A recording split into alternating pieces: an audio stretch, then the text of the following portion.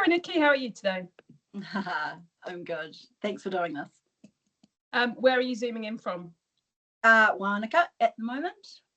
Nice. So you're, well, that actually brings us to the ward that you're standing in actually straight away. So tell us about that for a moment. Yeah, big change, I guess. Obviously was in Glenorchy, and I've come over here just for Dylan's education, I guess, and transition to work. So we left Glenorchy in mid-January, so I've been here since then, living in my my folks' place, which is largely empty. So we see them every now and then, but most of the time we've got it to ourselves. So we're really lucky in that respect. But it's been great. Amazing place to live, really different having supermarket down the road and all of that sort of thing. Fresh link. Probably bought yourself some time, I imagine. Yeah, I mean, it's interesting you say that. Yes, lots of time in some respects, but not in others, because obviously from here, and I hadn't realised, I'd always sort of thought, you know, oh, come on, you need to be in the room. But the travel from this side of the hill, it's significantly more than it was from Glenorchy to the CBD, obviously. So, yeah, I find myself zooming in a bit more than I did before. Yeah. Well, it's great that we've got that functionality since COVID, because obviously prior to that we didn't use that, so it's good. Yeah, it's made a huge difference. So you have been on council for 2 terms. Yep. And you're running again. So tell us maybe what made you decide to run, if you remember, the kind of first time round, and is it the same? Has it changed? What does that look like? Yeah, that's an interesting question, actually. The first time I can remember being sort of heavily involved in local Glenorchy issues, right, and also with other councils sort of around the country in the water bottling side of things, and just digging into that detail and being involved with some, you know, specific issues. I could see how decision making could be improved, I guess. And yeah, it was not about Glenorchy. It wasn't about anything specific. It was just about better governance, and it still is, right? But I was, you know, when you first run, it's really exciting, and you know, you see all the potential and you're really hopeful, and I think you think I'll just get in there and I'll make a difference. And of course now, 6 years later, it's a different kind of vibe to running again, right? And I obviously had considered not running again. I'd come out the gate and said, you know, no. It's just, and a lot of that was, you know, after 6 years, if you haven't made those changes, you know, am I doing a good enough job to put myself forward to get back in? Should I not have been able to affect more change? And then you kind of sit back, I suppose, and have a bit of a think about how things have changed. I don't know whether it's, and subtly over time, right, over 6 years, little shifts have happened, and I don't know. It's interesting looking back. I think we do function quite differently as a council to how we did 6 years ago. There's more opportunity, I suppose, for transparency and better governance, but we're just still so not there. So I guess that's part of running again, is I've still got so many things that I would like to achieve. It's going to require improving my focus on what the priorities are, and actually not just having the ideas in my head and talking about them with other councillors, but really being deliberate about making sure those things happen. I'm talking about changes to, you know, the way we do delegations and, you know, our policies around development agreements, the way we do standing orders, all of that stuff. But I do need to be much more deliberate and work with chairs to get things onto the agendas or bring notices of motion to the table, and so, actually make it happen. With that in mind then, because that speaks to, I guess, structural components of a council and how it functions as well as process. So we currently have committees which are chaired and deputy chairs and members of. Do you think that you'd have more influence on some of those things that you want to do if you are the chair of some committees? Yeah, it's an interesting question. I know we've talked about it a lot, and I've always shied away from chair roles, like just generally hearings, everything. And I guess I tell myself that's because I have a lot to say, and I tell others it's because I have a lot to say. And my role, I guess, over the 6 years, it sounds a bit silly, but I've also always seen it as a bit of a a watchdog for process and things, and for bringing things to the table. Like the chair role is different, just like the mayor role is obviously a chair role. It's the big chair role. And I think you have to be, what's the word, spend more time listening to other people. Look, arguably you should as a councillor anyway, but that role is about allowing everybody's voices to come to the table. It's a significant management role in making things flow and making the debate happen. I'm concerned that the way my head works, I can't do more than one thing well at a time, right? And because I have things to say, I'm really concerned that one won't say them, or I will override the important chair role, the important roles of the chair, by sort of that side of me and the way I do the job taking over. So I think there's a big, because you can't shy away from that forever, right? Like you need to, I have lots of ideas about how that role should be done. And really you need to be able to step into it and go, well, have a go, because until you've been in that role, you can't honestly see how difficult it might be and where those challenges are. And it's easy to judge from the sidelines. So yeah, that's something that's my challenge to you. Yes, I know we've had this conversation before, and I think you're right. I do need to step into it. And look, lately I've had people saying, oh, you know, talking about chair roles, and I'm still like, you know, no, it's not what I'm chasing. That's not what I'm after. But it goes more than that. I do shy away from it. And that's the same thing with the mayoral role. People suggesting you have a shot at running from there. You know, it's a big job. So full respect to the people who do step up and do it. Mm. Yes, and it's exciting that we've got a lot of candidates this time round. So yeah, when I took this on, I perhaps didn't think through the amount of time that I'd spend in Kororo with everyone, but actually, how many people is it? About 25, I think. Yeah, a lot of interviews. It's a great opportunity, and it's going to help me decide how to vote as well for those people that I don't know. So it's also selfish as well as a gift to the community. So in terms of, I guess, if you don't get in, what does Niki's life look like at that point? Like what have you left behind to do this, and what would you like to engage in more if this isn't halfway? It's a really interesting question, and I have been looking at what roles are out there, and the job market's tough, right? And I suppose I've given so much time. There's 6 years of council, but before that I was raising kids in Glenorchy and doing sort of volunteer governance work, and that's carried on. And it's been such a large part of the last decade that I don't even know what's next in some ways. I don't know, I remember saying to Peter Newport when he did an interview once that, I think, my skills are really quite suited to this weird role. But then, you got to question yourself and go, are my skills like only suited to this role? Like what else do I do next? And there's I suppose lots of paths I could go down the track. But yeah, I really don't know what's next. Okay, well that's if I don't get in. So if I don't, I mean, it'll be a real kick up the arse to go, well, start the next chapter. It would be forcing me to start the next chapter, and there's good things that come with that as well, right? But I do still feel like unfinished business in this place, and looking at the candidates around the table, there's a real opportunity to just shift gears and how we do things in council. Yeah, improve the culture.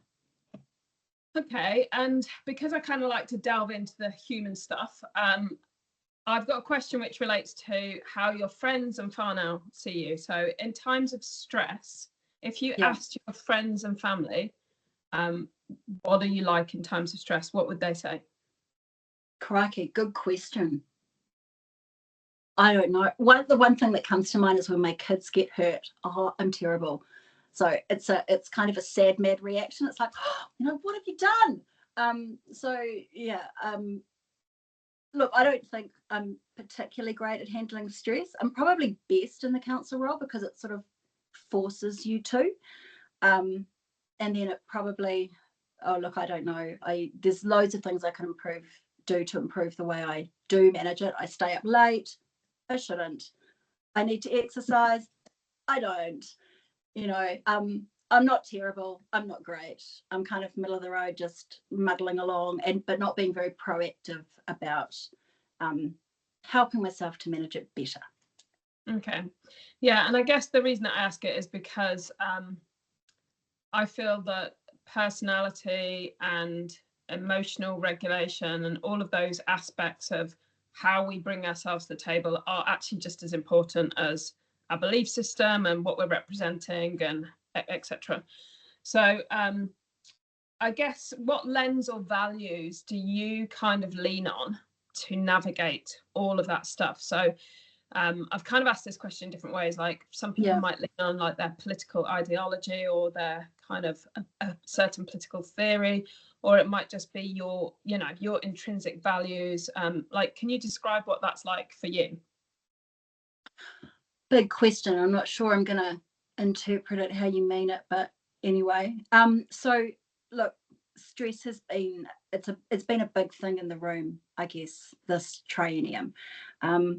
After the first, I thought it's going to get better. It probably can't get worse, but it did get worse. Personal tensions, personal clashes have become fairly significant at times. I handle it differently in different situations. I think meetings, there's a clear set of rules, you know, and you just have to kind of suck it up.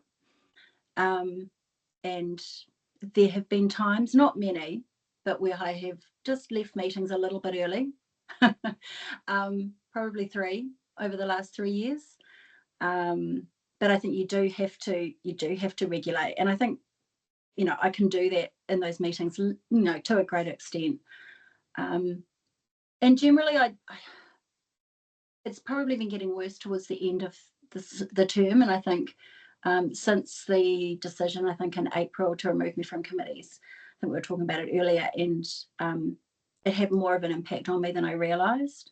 I thought I was fine with it, holding it together, but I think I felt more triggered more regularly. But, you know, that was a sort of quite an extreme scenario. And I think as time's gone on, it's gotten better. I try to every day not sort of bring the baggage from before, and, you know, try and treat each issue as a separate issue, and always leaving room for things to be better, if that makes sense. I don't carry yesterday into the room. You know, and I mean, it's a new day.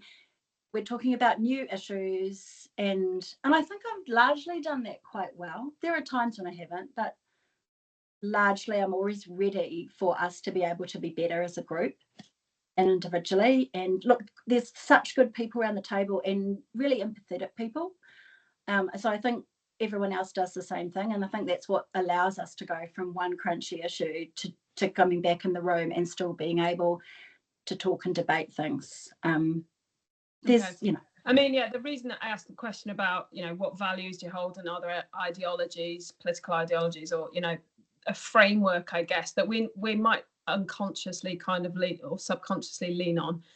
It's quite a deep question, but I guess the reason that I ask it is because we see it in Parliament, we see it in central government, you know, we see we see different types of behaviour, and I guess it's like, what do we need in our local government that allows us to engage in these really difficult conversations with the complexities that we have, and what does that look like? And for me, I think it is as simple as the just enabling as great transparency as we can, and holding space for people to have their views, who have been represented. I see where you're coming from.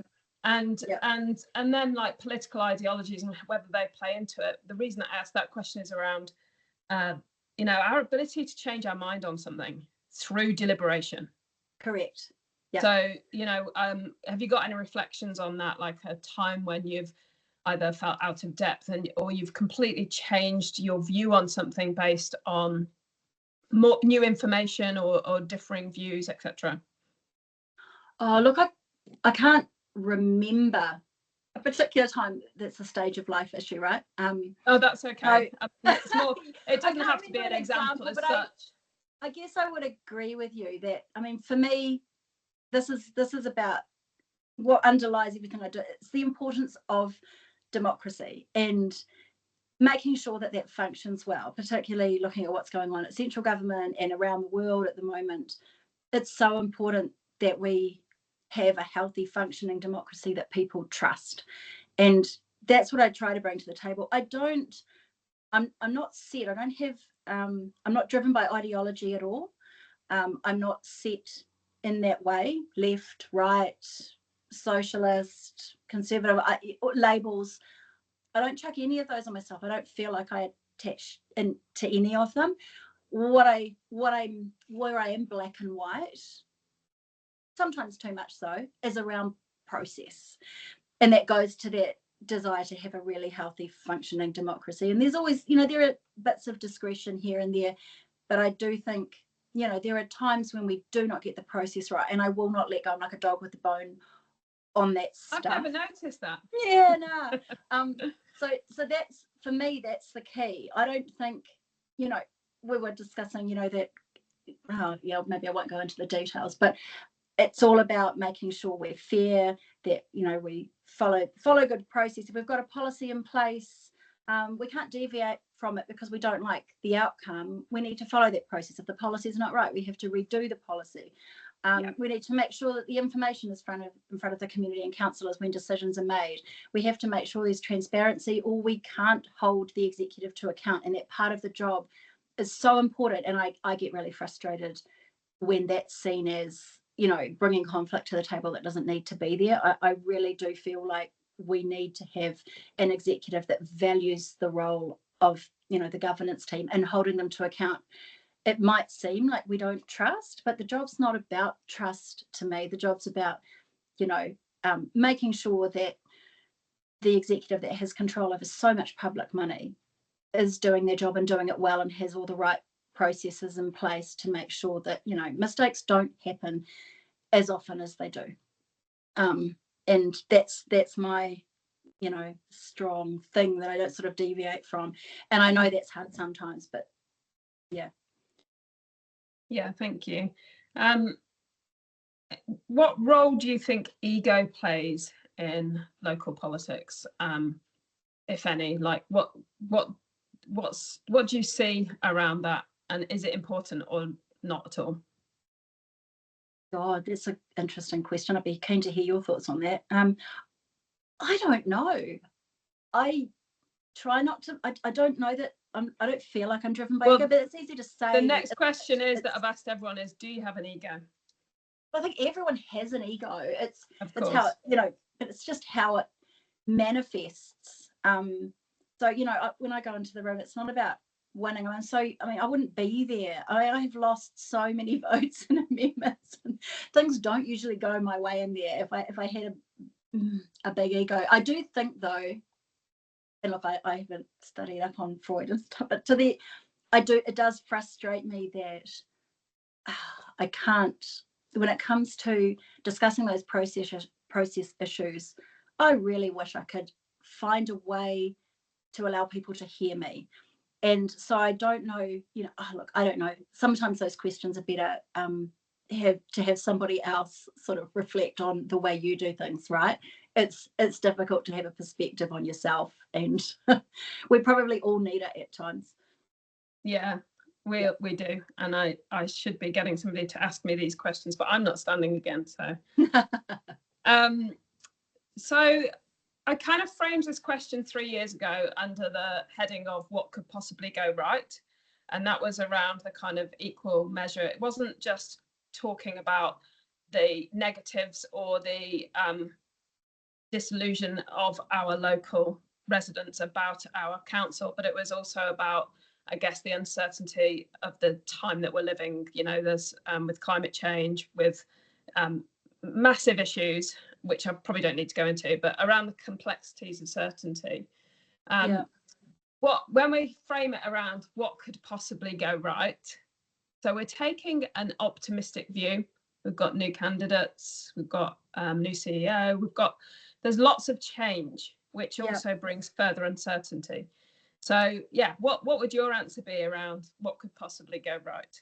What does that look like for you? Well, you're right. I mean, the bit that you bring up about, a whole bunch of new candidates, what could possibly go right? All sorts of things could possibly go right. I mean, I do think, though, over a term, the way you set it up at the start is really important. So, we've got whoever's in the room, they've got 3 years ahead of them, but there's some really important things that you need to do at the start. And I think you need to do it with a view to what might go wrong. So, right? So when you set it up and you agree the standing orders and presumably look at the delegations and all of those, again, we're going back to governance, code of conduct, how you're going to work as a team, setting up those frameworks for how often you have meetings, mayor and councillors, how often you have meetings between the chief executive and councillors. I mean, this term, answer to both those things was never. We never had them. Setting that up at the start is going to be crucial, and having those discussions about, we're going to have a contest of ideas in this room. That's a healthy thing, right? That's not a negative. I watched a Q&A interview a while ago with it, and I can't remember the detail of this great interview, but there was this distinction made between conflict and a contest of ideas. And, the leadership, but also the people around the table can decide whether they view it as a contest of ideas or conflict. They can see opportunity in it, or they can be frightened by it and run away into factions. So the mayor's going to be really important. But I would also, say to whoever's around the table, the mayor has limited statutory power, right? There's a lot of power that we give them and that the organisation gives them and that the government gives them. And I think it's really important for the councillors to stand up and be counted and not be this group of people, I guess, that stands back and says, well, we've got no power. It's the councillor's job. They have the power to take that opportunity and say, well, how do we make sure that we can govern and that we do feel empowered to do that job on behalf of our community? And, one of the big things in there is information. We have to have access to information. We have to have access to the legal advice. And we need to understand how we get it. And there needs to be consequences for the organisation for not supplying it. Knowledge is power for the community, for the councillors. And, if we want things to go right, I think that's one of the key things that the next council needs to focus on is access to information, timely information, complete information. And to me, that objective advice. To me, that comes down to leadership qualities. And again, I guess that's why I ask all these questions around political ideology, because if you look at differences in our two kind of major party politics at a central level, as an example, there's a certain style of closing down discussion versus opening up discussion. So this is a style of leadership which is led by a particular societal view, right? And I think that's why these questions are kind of frame them in the way that I do. But, we've got some interesting leadership styles coming forward in the next mayoral candidates, which look different. So we've got a selection of differences, I think. And I think what we've heard from the current council, including myself, is that we would have benefited from better collaboration, and that is on us. And how does that happen and how does that manifest? So there's learnings from our incumbents, and I would strongly recommend that at any hustings or candidate discussions that some of these questions are asked around, how we collaborate and what that looks like. And it often goes down this discussion of, soft skills, which people think is just fluff. But actually, if you've got a leader who leads from behind, who empowers everybody in the room and brings forth those contest of ideas, you can collaborate with conflict or a contest of ideas. It's quite exciting, really, because we're going to be seeing lots of change, but that can bring, I guess, both uncertainty but lots of opportunity as well. Hey. Yeah, I agree, and it's going to be interesting to watch those mayoral debates and watch how the community responds. I think, we tend to see a certain type of person in that role, right? The mayoral role, I think, anyway. And it'll be interesting to see whether we, as a community, not appreciating maybe where we're at as a council. There's been a lot of angst about the way we work and what we do. Will the community still choose, the typical mayoral candidate, or is it ready to take a leap of faith and go for something maybe a little bit different, as you say, somebody who is not as, I don't even know how to describe it. Is it alpha male, strong, decisive, directive, confident, or, will we choose to look for other qualities that, as you say, might lend themselves to, empowering other people around the table, greater collaboration, someone who's not afraid of a contest of ideas, someone who will let people, I guess, represent their communities, because that's what we're supposed to be doing, right? Anyway, yeah, it'll be interesting to see. Well, listen, we're probably running out of time. So any parting comments that you want to make before you go, and best wishes for your campaign? Is there anything that you wanted to leave the community with? Oh, probably just don't give up on us. Don't give up on democracy. Keep speaking up. It feels like you're not heard, but you'd be surprised the impact that it has. You just have to be persistent, right? And have time. Yeah, well, that's the difficult thing too, because so many people don't. But don't give up on it, and keep having your say, and have a think now about whether you want to run next time round. I mean, we just need people to, we need people to participate, and having a good, well-functioning council isn't about voting now and then leaving it up to the councillors. We need help around that table to help represent you, whether it's by submissions or alerting us via phone calls to things that are going on. I think we all have to be in this together. The council's not some separate thing from the community.